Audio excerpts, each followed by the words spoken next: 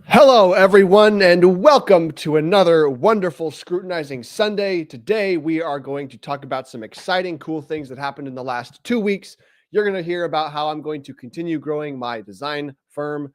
And yeah, we're going to make some awesome stuff, go over some business things, some life things, and yada, yada, yada. I've got my Love the SEC mug right here. If y'all don't know what Hex is, you should go to hex.com and you should learn because it's the bull market. So everyone's excited and everyone's making money. So check it out. Now, I am done plugging things. So let's do a quick chat shout out here before we get right into our lessons, because we have some people who are here ready to learn, ready to get gains. That's right. Look at this. We got Agent Jay in the chat. Good morning, brother. Tuning in at the gym. Welcome, Agent Jay. Good to have you, sir. For those that don't know, look at that. You got DGen Roundtable and his name right there, as well as Mr. Will Stevenson from the DGen Roundtable right here. That's two folks from the DGen Roundtable. One might wonder why two people from the DGen Roundtable are coming to the stream. It's because we talk about like growth and learning and betterness and stuff here. And the DGen Roundtable is also a place where people do that. So go check them out if you want to learn more about cryptocurrency. Surprise, that was actually more of the plug. I wasn't done plugging, apparently. And also, we've got the one and only Green Observer in the chat this morning, folks. That's right. The soul of the Rapid Designs music, Mr. Green Observer. He makes all the music for this wonderful channel. So say thank you to him because he does a great job. Good morning, gentlemen. Good to have you, Mr. Green Observer. Let's talk some strat. Man, I heard two cool new words used. One was period. So like if you're saying a sentence like in terms of like Gen Z words or whatever, they'd throw period in like we used to say like rad or cool or right on, right? Now it's period. Oh, period. Something like that. And the other one was oh, flex. It was flex. It's like, oh, all right, I see you, bro. Flex. Yeah. So I'm learning those things. Good to keep up with the modern lingo so that we can communicate with the young ones, which I guess means that I'm getting old, and that's fine. So, man, let's get right into our lessons for this week. So I, excuse me, got a little bit of a cough. I'll be getting over that.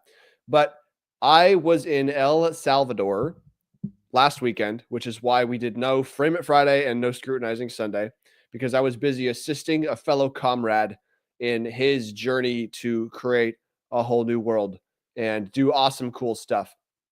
So I'm going to talk a little bit about that because I am sort of dabbling in assisting with the process of making sure I understand from a construction and design perspective what is going on between the owner and a facilitator of the project and the people that are like surveying and producing stuff. So I'm just kind of trying to help out, make sure it all goes to plan because good things happen. And so that's what I was doing. But basically that happened. And so I don't have a ton of details to share with you guys at this time. It's also not my project. So, sort of mum's the word on too much detail there, but that's going on. And we currently still have the 2 spec homes being built up in Bryan, Texas. Those are moving along just fine. We've got 2 slabs on the ground. And coming up this next week, we're going to have the trees trimmed because there's some of them are leaning over too close. So the framer's going to have to deal with them. We don't want to deal with that. So we're going to have those trimmed back. And framer's going to start on the 16th. And we're going to have the driveways in. We're actually pouring the driveways at the beginning of the process because we want the concrete guy doing all the concrete at once. That was a function of just the numbers being really tight. But yeah, that's going on. So check out the Instagram stories if you want to keep up with what kind of stuff's flying up there. We're thinking we're going to have these 2 houses done by March. So if you want to see 2 houses get built really fast, that's how we do it. All right. Now, some lessons for how I'm running things here. What do we got? So important words at the front of the email. I was watching a Hormozy video, surprise, and he was talking about email outbound. And one of the things he's very careful about is making sure that the first words that show up in the preview of the email are either a hook or they're already giving value. And so someone's going to see what the email starts off with. And if it's like, hey, John, we hope you're having a great day today, yada, yada, like they're not going to be as incentivized to open the email as if it said something like, hey, John, the solution to your problem is blank, or we want to do this thing for you. Like, just like communicate that up front. So like they're just that much more likely to open the email, and that's going to increase your opening percentages. It's going to keep you from being thrown into the, junk boxes from the email filtering, all that process. So if you're doing email outbound, keep that in mind. And also generally it's just good email etiquette to put the most important thing at the very beginning. And then like what most people want to do when they write an email is they want to talk about how they feel first and all this like ancillary information. And then at the end, they're going to ask what they need. It's like, no. Put the thing you need at the very beginning. And then, if they want more information, they can read more. So that's emailing. One of the models I got last week, I think I got 5 or 6 new models out last week. Just cranking through the cold calling and contacts and stuff like that. One of the plans I got was from an architect. Well, it was from the builder, but the builder got a particular architect to design a particular house.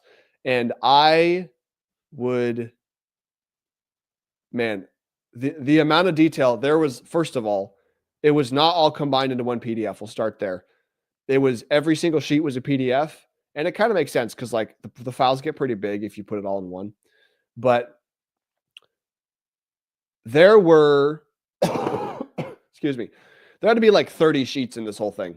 Now, to be fair, it included mechanical, electrical, plumbing plans, which is not normally for like you're not normally doing that for residential construction. People just put it in the house as it needs to go in. But the architectural set was extremely detailed. And not only was it extremely detailed, but it was detailed in a very convoluted way that was really confusing to anybody who was trying to actually build the house. So what does that mean? Well, on a floor plan, there's all these notes everywhere about all these like little things like, hey, put a niche here for the shower wall or do this thing, just like all this tiny detail all over the place and very few like pieces of detail about, hey, how tall is the ceiling in all of these rooms? How tall is like the wall? Where's like, how tall are the window headers? Like where's the window sizes? Like all that information was just all over the place. And we had to dig through them to like try to figure out how to recreate the house. And man, which is kind of one of the cool things about the modeling is that we basically recreate a model of a house by reading someone's plans. And because we do that, we see all the things that go into, wow, this makes a plan hard to read. Like we're extracting information. What are the 10 pieces of information we need out of the plan to recreate the model, and where are they, and how easy were they to figure out? And so my plans happen to be designed specifically to be read easily. And that is kind of like the result of all this mess that's going on. And that was also partially a thing that I'm doing because as an engineer, I had to do the same thing. So you get an architectural set of plans, you have to like figure out what the house is in your head by just reading the plans, and then you start doing your engineering. And so like my default was reading plans before drawing plans. So that was probably somewhat relevant. But yeah, they basically vomited detail all over the place. And so it was messy and hard to read, and avoid doing that. If you're out there designing plans, do not vomit detail everywhere. Think about it from the perspective of the trades that are reading your work. That is the most important person when you are drawing plans. It's not how you think the dimension should go. It's how easy it is, like how easy is it for them to read the thing? Like font, for example. Some people love using the architectural style, like old texty looking font, and it looks like handwriting. The problem is we don't hand draw plans anymore. Therefore, you can use a font that is blockier and simpler to read because it doesn't have this fancy, just like texture to it. Like, stop. Why does your L look like a 1? Stop doing that. So yeah, I think that's kind of funny. But anyway, that's important to us. Getting the bid correct the first time. There was a project that was ended up not happening, and basically it was a miscommunication between me and the builder. He was looking for a solution, and I did a poor job understanding at what scope he wanted the solution, and so I said, "Hey, it's this price," and he was like, "Oh, I needed this problem solved over here, so that's too much money." I was like, "Okay, well, let's have a conversation here." Basically, what I did is I didn't understand his scope well enough, and we're not doing it for one reason or another, and that's fine because he can solve his problem without plans. Technically, he was kind of trying to do me a favor, so it didn't work out, but that's fine.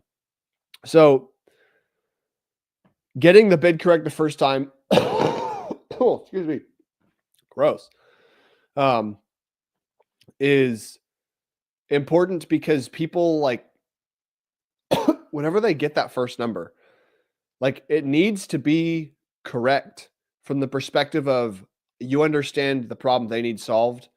And it also needs to be correct because, like, even if the number's high to them and you're selling them on it, like it looks bad if you get all the way through a sales process and then you find out that like you were actually wrong and they didn't need a bunch of stuff. And now they thought they had this high number and you were trying to get them to pay the high number. And it's just a whole mess. So matching scopes is very important between what they need and what you provide with an accurate number put on it.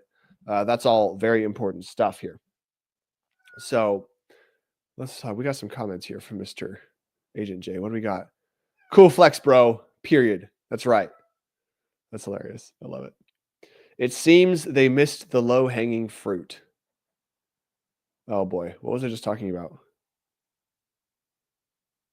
Oh, architectural fancy vomiting detail, possibly. Yeah, so if that's what you were discussing or referring to, the low-hanging fruit, like architects generally are known for being more expensive, but they spend a lot of time drawing a lot of detail into their plans. Like if you want to know exactly how someone's going to build a house, like they're detailing this size block of wood goes here. This size block goes here. You're going to connect them in this direction with some nails, and then you're going to put this block of wood here. Like it's very specific. And for houses that are extremely ornamental or ornamented, whatever the right word would be, just a ton of detail. Like we don't build houses with a ton of detail generally. Like we don't. Like they're all built the same. So unless you're going to go into crazy detail, someone has to define the detail. That's what architects are good for. And like there's a place for it, but you're going to pay more money for all the detail being developed, and then you're going to pay more money for all the detail being built. And like most people don't want that kind of detail. Now, like they see a picture on Pinterest and they're like, oh my God, that's so beautiful. And then they try to like build it while building the size of house they're used to. And they find out, wow, this is 3 times more expensive than a regular house because our industry is designed to produce regular houses. So is the pricing for the industry. So yeah, that's what's going on with the architects. And there's a place for it, but it's a very niche service. Cart before the horse. Forest for the trees, etc. Yes, exactly. I have great appreciation for detail, but if the foundation is weak, yes, that's a great point as well, Mr. Agent J. Slight side story. That was a common thing at the engineering firm, by the way. The firm I worked at was known for having pretty strong foundations. And what that means to builders and customers is that price of house goes up. And price of house goes up and they don't get a fancier countertop, or they don't get a fancier paint grade, or they don't get a fancier trim detail. The price of the house just goes up and the house looks the same. So people generally don't like paying for a better foundation, which is just funny in general, because basically what you need to do in that scenario is the builder has to like know the foundation's what it's worth, a good foundation. And that only comes with experience of building bad foundations and figuring out what happens to your houses when you build bad foundations and people sue you and bad things happen. So yeah, lots of rough stuff. I've seen a slab, someone build a flat house on a sloped site because that's a good idea. and they had a foundation wall on the outside of their house that was like 14, 15 feet tall. And that's fine and dandy. The problem was when they built the house, the plumber had plumbed all of the pipe. This is all presumed because we're just engineering and speculating.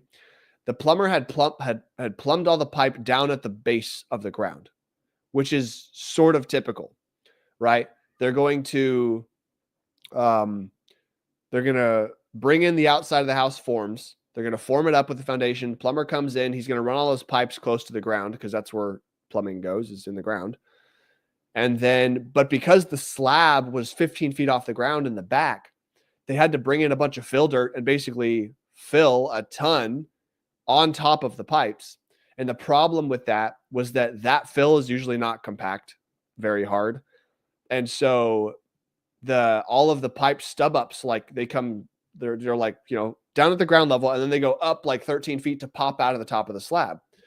And that's cool and dandy. But when you pour the slab and the pipe ends up like being gripped by the slab at the top, and then the dirt settles down over time on the bottom of the pipes, guess what's happening? It's actually pulling the pipe down. And we went to a house where they basically almost all of the plumbing pipes were broken after a few years of the house being built, because like they were held up here and they were being crushed down here. And so they broke somewhere. And and that caused all kinds of settling problems with their house, because now water was flooding, like water was flowing out like in their foundation. It was a big mess. So I forget what that was in regard to, but a friend of mine used to work for a large engineering firm. They had some sentiment. Engineering focused on foundation. Yes. Architects focused on detail. That's very, very correct. Yeah. Engineers are very concerned with foundations not failing because their literal life and job is on, and like their license is on the line. So very good. Good context. Thank you, Agent J. So something that is like not fun when you're running a business is when you deliver a price to a customer and they say that's too expensive. Now, there's a whole sales process you can go through to deal with that. However, in B2B, where a lot of your relationship is like, it's not super salesy. It's like, hey, I have a problem. One business says I have a problem. The other business says I have a solution. And then they trade money for their solution being solved. When the business continuously says your solution is not worth the money you're charging, or there's a vibe that you're kind of getting nickel and dimed, or like for me, if I'm solving problems in an industry with 10 builders and one of the builders says that the price that I'm giving everybody is like, it feels high or whatever, then what it basically does is it's like, oh, okay, so your particular business does not value my product or service as much as everybody else because nobody else complains. Therefore, it's either because the way you're running your business and the way you're pricing, or the type of customers you're getting can't support the value of my product. And that's fine. That just means we don't do business. And so that's sort of something that I'm kind of getting to every now and then with one of the particular builders. And we'll see what goes on. Like on the same token, they save me a lot of time. So there is a price that works for most things. And like the more time a builder saves me, the less money I need to charge them, because like less time.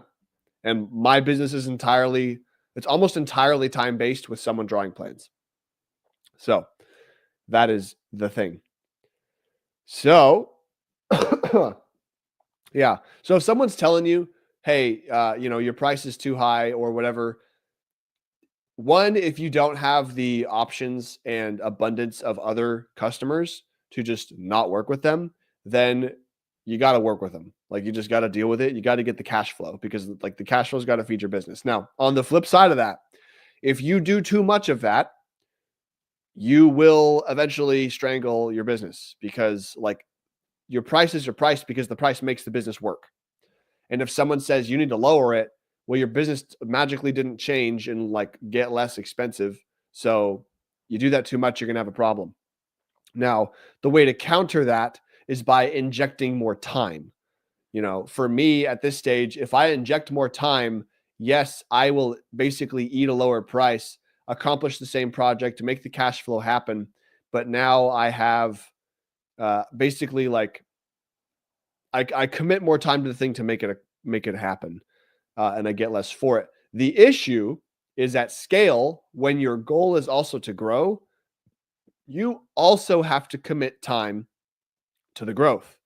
If I'm not calling people 4 hours a day, my business is not growing. Well, it is growing because I have a good product and I take care of people and it will grow by referrals, but like it's not growing exponentially, which is what I want. So, because if you have to overcommit a bunch of time to a bunch of people that are going to pay you less money and it's costing you there, yeah, it's your time is free or whatever, but that's opportunity cost. And I'm sorry, but like generally the biggest opportunity cost of most people in most businesses is they're not growing their company fast enough.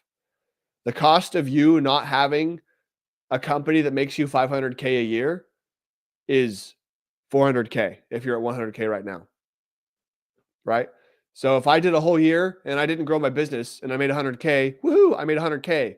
Awesome. But it cost me $400, 400K to not be able to do that the next year. And so, opportunity cost is very expensive. Don't ever let someone tell you your time's not valuable. Don't ever do that. Well, your time might not be valuable to you, and that's unfortunate. But like, yeah, let's assume it's not. So something else. I was having a conversation with one of the builders, like actually the guy I'm building the spec houses with. I drew my plans for him. That was like the start sort of the relationship and a few other things. And I was trying to get networked here into College Station, learn the code here, learn how things work here, and helping him build these spec homes. And basically, this has been very educational. And I've learned a lot about the product I make and how the product I make fits into his process. And the more I learn and the more builders I get connected with, the more I'm fitting well with a particular type of builder. And that's like the ones that basically build spec homes. And I'm not saying like I'm limiting my work to only spec homes, but there's a large amount of service and value I can give to those people that other builders don't value because like they've got other things taken care of it. And like that's fine. But for me to make the most money, I need to be the most differentiated from everybody else and provide a thing that nobody else does, which means I need to take all of the skills in a very niche thing and like produce it in a package that's worth a dollar amount. And so like, I got to figure out what that is. And so I'm still in the stage of solving all the problems for everybody. Okay. So we're still there. But the more I do this, the more I'm like, okay. Like I like the numbers. I like the numbers that I produce when I do this for this person. And I can do all these other things for this person and like still make money. And so like I can produce crazy value and make crazy money. Like, let's do more of this. And that's sort of connected to like, hey, when you find a perfect customer as a business, one of the things you have to realize is that there are more of those people out there. You just don't know who they are and they don't know who you are. And so when you think about running your business, like you find someone who's like, wow, that person was just super easy to work with. And like, I was able to make their thing faster. And like they ordered a particular kind of thing that happens to be the easiest thing for me to make. I have the most margin on that thing. Like when you find that, and if that repeats a few times, you really ought to pay attention to it and be like, wait a minute. What would happen if I sold 100 times the number of people and found 100 times more of those? Like, and that was the only thing I was doing as a business. That's how you get super niche and make buckets of money is you keep refining down to the highest leverage thing that you've got. And you stop solving problems for all the other people that are like kind of solving problem. That's how you make the most money. So, that's something that should be thought about. When you find those people, you ought to start taking notes, start checking patterns of behavior, of customer avatar, all those things. So, I mean, if your goal is not to make more money and like have less leverage, then don't do that, of course. But You never know.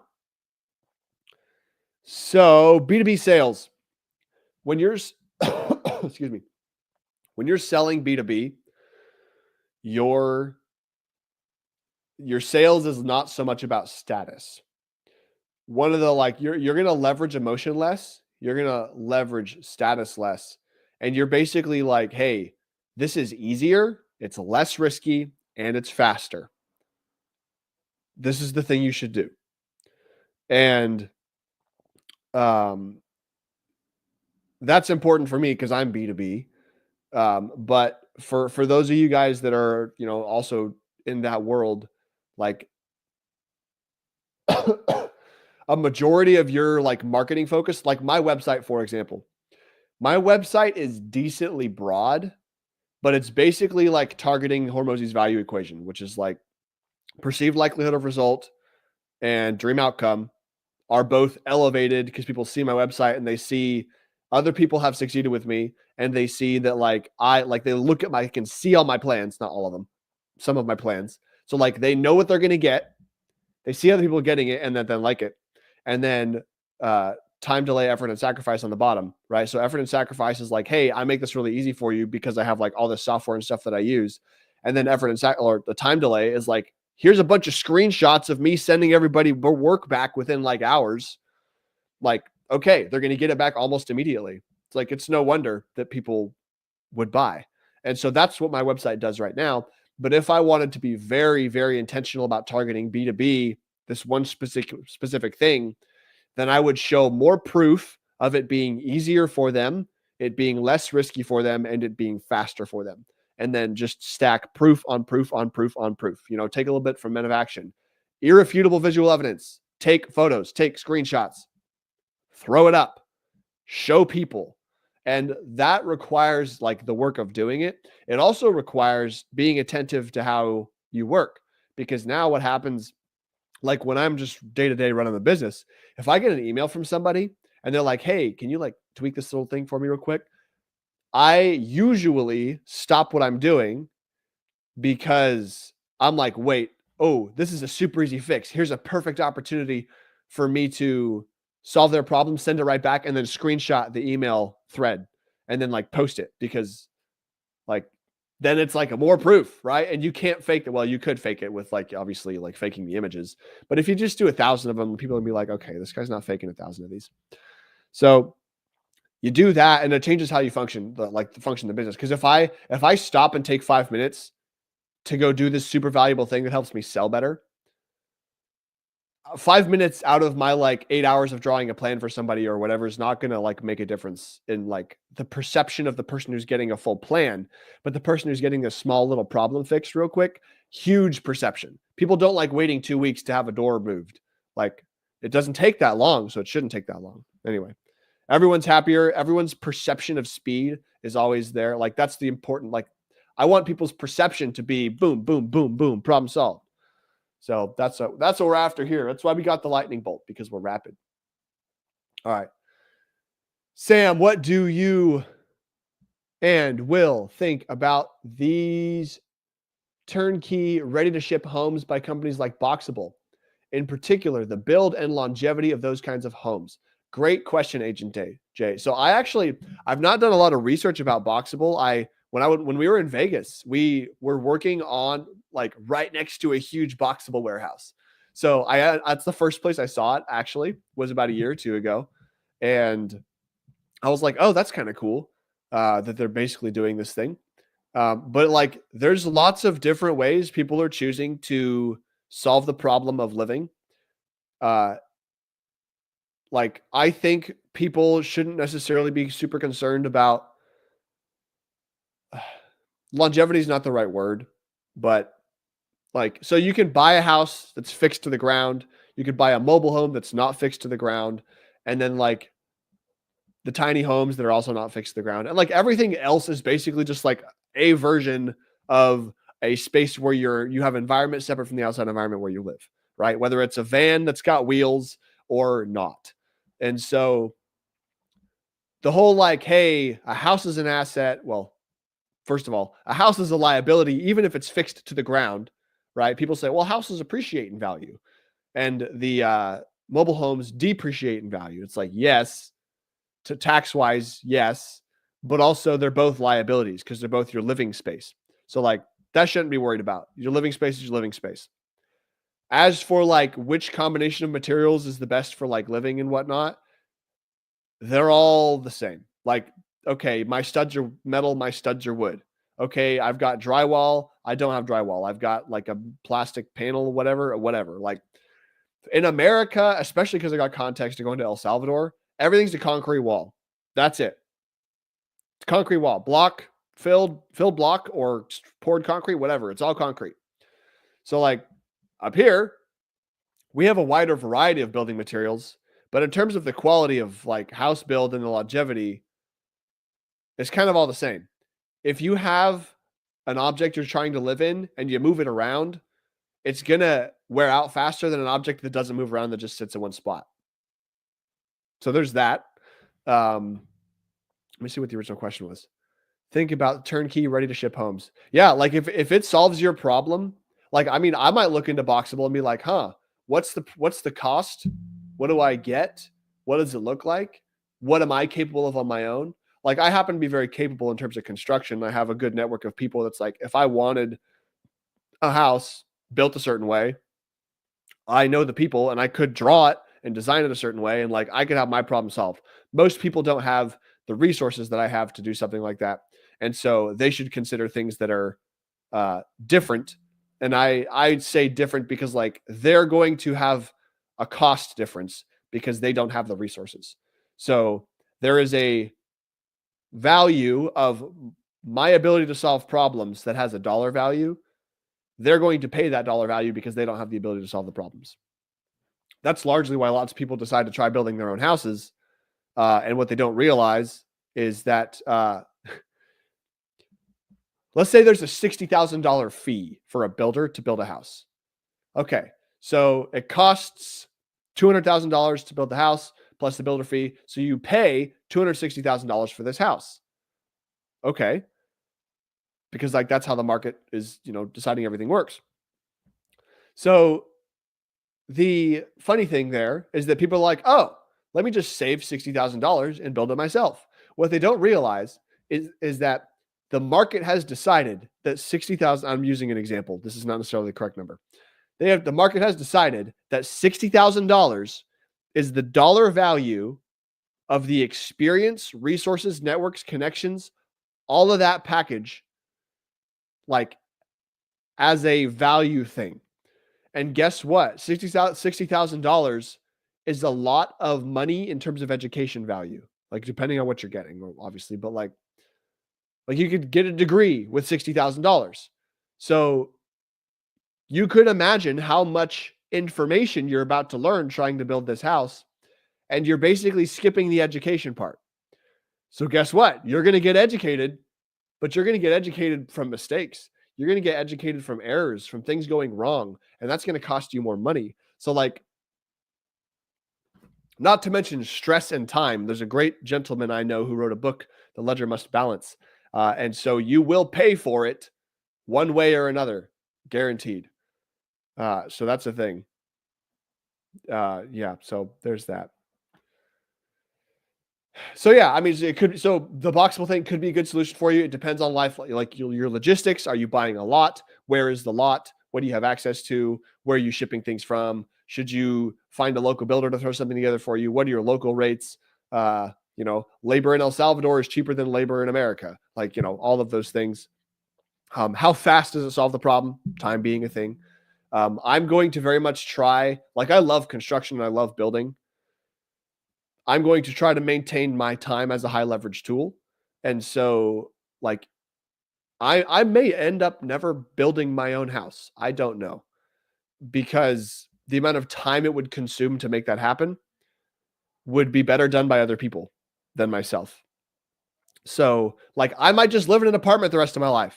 That's sort of a function of like a bunch of other personal life things as well. But if I I was talking to my brother about this recently. Your living space and how you choose to live is going to affect a lot of things. You could choose to outsource the living problem and pay the premium on problem being solved by experts that know how to solve it, or you could do it yourself. Okay. So, what's the do it yourself perspective? The do it yourself perspective is I'm going to go buy a house because then I can own my house and retain my value and build equity in my house. And it's still a liability, but I can do that. If that works for you and that's part of your financial strategy, great, do that. The alternative, I'm going to go live in an apartment complex.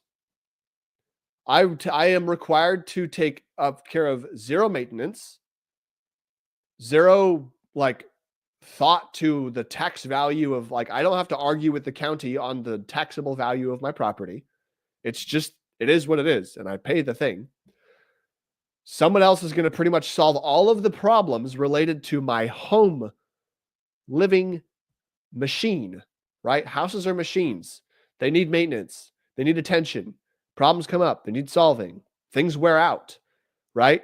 There's a period of 5 to 7 years when a house is built and it's new that there's almost no maintenance. But guess what? After that period, things start breaking because things break. Things fail, right? We live in a very entropic world, if that's the appropriate word. And so I like to think about the whole living thing as okay, I want to pay someone to outsource solving all of my living problems so that I don't have to spend my time doing it, right? So if I own a house and lawn maintenance is its own thing, right? So if I own a house, there are a number of things I have to invest my time in to make happen. And you can outsource each one of those things individually, probably, but now you're going to spend time outsourcing it, which means you got to find a person. You got to make sure they're good. You got to do your research. You might pick wrong, and so you might have to do it again. You got to, invoice. You got to bill. You got to call. You got to ask. You got to do stuff. You have to give your mental attention to other people to solve problems. If I go to an apartment complex, there's one person I deal with. It's the person I say, hey, I want a room. I'm going to give you money now. And they say, okay, here's your room. Give us the money now. That's the end of it. I move in and I live and I focus on the thing that makes me money. Or I go do stuff that I like doing because my time is valuable to me. Now, scaled up, let's say I had 50 children. One apartment would not be necessarily an ideal scenario unless I owned the whole complex, one room for each child or whatever. That's not necessarily the ideal scenario. And you got to deal with your life logistics as they come. So that's where I'm at. And that's the problem that I'm solving because the time and all that stuff. So you ought to think about your living situation. How much time are you putting into fixing your drywall? How much time are you putting into building a shelf in the bathroom? All those little things. So that's my take on it. And I'll keep you guys updated as that changes because I'm sure it will. What do we got here? Thank you for your insight. You're so welcome, Agent J. I've been on the fence about investing in the company, but their pitch is really attractive. Hold on. Oh, Boxable. Considering most Americans can't afford a home. Yes, that is a potentially wise investment if you're interested in diversification and your money strategy thing. That is the right word. Good adjective. I hope I don't know which word I used, but excellent. I'm glad you liked it. Quick thought here about money and investing. This is the only thing that comes to mind whenever someone tells me about investing in other thing. The most valuable thing and Agent J, I'm telling this because I happen to know that you own a business. The most valuable way to get money back on investments, in my opinion, is by spending the money on yourself. If you intend to work harder to make more money, or spending the money on the machine that you're creating, which is your business. Those are the two most highest leverage ways to get money back. Now, if it's not always as simple as that's the only place I should put my money. But some people say that, hey, in order to get rich, you got to put it all into one big bucket and then just get lucky. And then to maintain wealth, you diversify because diversification lowers risk in any one particular thing. And while most of the economy is tied together, it's actually kind of all correlated anyway. So it doesn't really matter that you're diversified because the world is a world economy. But yeah, so like those are my only thoughts there is to like I would wonder what gain they're offering. Like what does it cost to invest in Boxable? Like they're growing, yeah. But I look at that as like, okay, I could put my money in a thing that I don't have control over. Well, if I'm going to do that, I'm going to use crypto because I don't have control over crypto anyway. But I have control over when I can buy. So I'll do that one because like I think that would give me more gains. But like, it depends. So if I'm going to invest in things that I do have control over, I'm going to do it on myself. I'm going to buy education for me, or I'm going to buy business, or I'm going to like buy employees to up my leverage or whatever. That's my take. Okay. What do we got? So yeah, that's pretty much all the lessons, all the stuff. I have a few tangents there about home construction and stuff. Great question from Agent J about Boxable. I am curious. I am going to look up their thing, see what kind of problems they solve. But there's also something to be said before I go into my what's coming up this week. There's something to be said for building a really high quality environment for yourself, which you cannot get if you live in an apartment complex. Okay. Noise pollution, air pollution, sound pollution, like sound, obviously, and noise pollution, the same thing, but like thermal mixing, like just you're living in a space combined with other people. It's not going to be the same thing as having your own space. So if I had buckets of money, honestly, I would strongly consider right now building myself a very small, compact living space that's built with the construction standards that I want, which are way far above how we build everything else. Like if you guys are watching the way I was building the ADU in Washington, like that standard, like I want it sealed tight. I want it like really good air purification, filtration, clean air, good temperature control, like bugs sealed out. I'll just the whole 9 yards. I would spend my time and energy making something like that happen because I want to live in a space that has that kind of environment, because that only like increases my leverage and everything else, because now I'm like, my health is just like elevated. That is important to me. So like there's an exception, and like our Boxable, our mobile homes, our tiny homes going to be doing any of that? Most likely not. They are designed to be as cheap as possible and up to code. So you're not going to die in them, and you're not going to, freeze to death or whatever.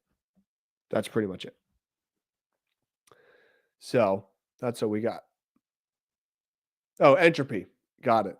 That's a good word.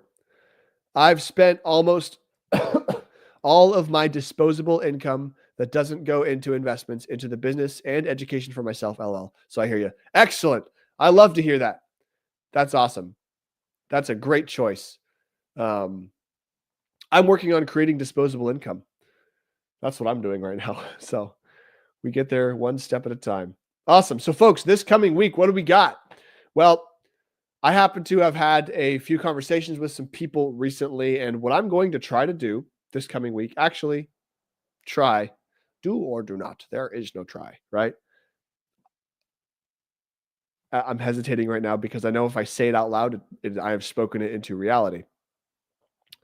And I don't know what I'm going to come up against during the week. So pending what kind of monsters come up during the week that I must tackle, if there's 10 builders that say, hey, draw me plans, I'm going to draw the plans for the builders and solve all those problems, because that's a lot of money. But my general strategy is like, I'm not messing around time, like improving a bunch of like little things here and there. What I'm going to be doing this week is I'm going to be at that computer right there, and I am going to be on the phone, and I'm going to be saying, hey, I sent you a model in the mail. Did you guys like it? Like, what do you think? Do you even know what we do? Yeah, we draw plans. Oh, you don't want me to draw plans? Okay, great. Click, whatever, right? But I'm going to be building relationships with people. I'm going to be on that phone. I'm going to be going through all these leads, and I'm going to be filtering and building my list of people that like me and want my business. I'm going to be growing this sucker. And Hormozy, on one of his little video things I was watching, said something about what's called the 12 by 30 is what he called it. And he said, take 30 days straight and do nothing else but work 12 hours a week. So sorry, 12 hours a day.